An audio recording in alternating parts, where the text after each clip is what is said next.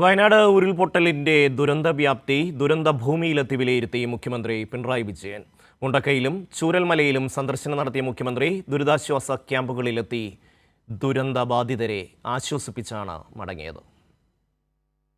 വയനാട്ടിൽ ഉരുൾപൊട്ടലുണ്ടായ ദിനം മുതൽ സംസ്ഥാന തലസ്ഥാനത്തിരുന്ന് ദുരന്തഭൂമിയിലെ രക്ഷാപ്രവർത്തനങ്ങൾ ഏകോപിപ്പിച്ചും രക്ഷാദൗത്യത്തിന്റെ ഓരോ മണിക്കൂറിലും എല്ലാ മേഖലയിലെയും കാര്യങ്ങൾ വിലയിരുത്തിയും രക്ഷാപ്രവർത്തനങ്ങൾക്ക് മന്ത്രിമാരുടെ സാന്നിധ്യം വയനാട്ടിൽ ഉറപ്പാക്കിയതിനും ശേഷമാണ് മുഖ്യമന്ത്രി പിണറായി വിജയൻ വയനാട് ദുരന്തഭൂമിയിലേക്ക് എത്തിച്ചേർന്നത്. തിരുവനന്തപുരത്ത് നിന്ന് കോഴിക്കോട് എത്തിച്ചേർന്ന മുഖ്യമന്ത്രി പിണറായി വിജയൻ അവിടെ നിന്ന് എയർഫോഴ്സിന്റെ ഹെലികോപ്റ്ററിൽ കയറി സുൽത്താൻ ബത്തേരിയിലെ സെന്റ് മേരീസ് കോളേജ് ഗ്രൗണ്ടിൽ എത്തിച്ചേരുകയായിരുന്നു. സുൽത്താൻ ബത്തേരിയിൽ നിന്ന് റോഡ് മാർഗം മുഖ്യമന്ത്രിയും ചീഫ് സെക്രട്ടറി വി വേണുവും സംസ്ഥാന പോലീസ് മേധാവിയും കൽപ്പറ്റ ഗസ്റ്റ് ഹൗസിലെത്തി. ശേഷം വയനാട്ടിലുണ്ടായിരുന്ന മന്ത്രിമാരുമായി മുഖ്യമന്ത്രി അവലോകന യോഗം ചേർന്ന് കാര്യങ്ങൾ വിലയിരുത്തി.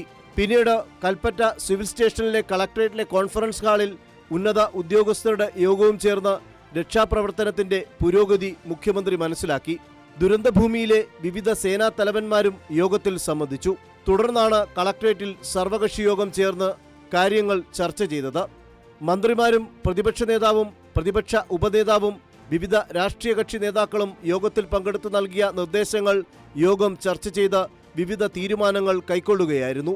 അതിനുശേഷം മുഖ്യമന്ത്രി വാർത്താസമ്മേളനവും നടത്തി. പിന്നീട് ചൂരന്മലയിലെ ദുരന്ത മേഖലയിലെത്തിയ മുഖ്യമന്ത്രി ദുരന്തത്തിന്റെ ഭീകരത നേരിട്ട് മനസ്സിലാക്കി. ദുരിതാശ്വാസ ക്യാമ്പിലെത്തിയ മുഖ്യമന്ത്രി ദുരിതബാധിതരെ ആശ്വസിപ്പിച്ച് അതിജീവനത്തിന്റെ ഉറപ്പും നൽകി. സർക്കാരും കേരള ജനതയും വയനാടിന് ഒപ്പമുണ്ടാകുമെന്ന് ആവർത്തിച്ചറിയിച്ചാണ് മുഖ്യമന്ത്രി പിണറായി വിജയൻ ദുരന്തഭൂമിയിൽ നിന്ന് മടങ്ങിയത്.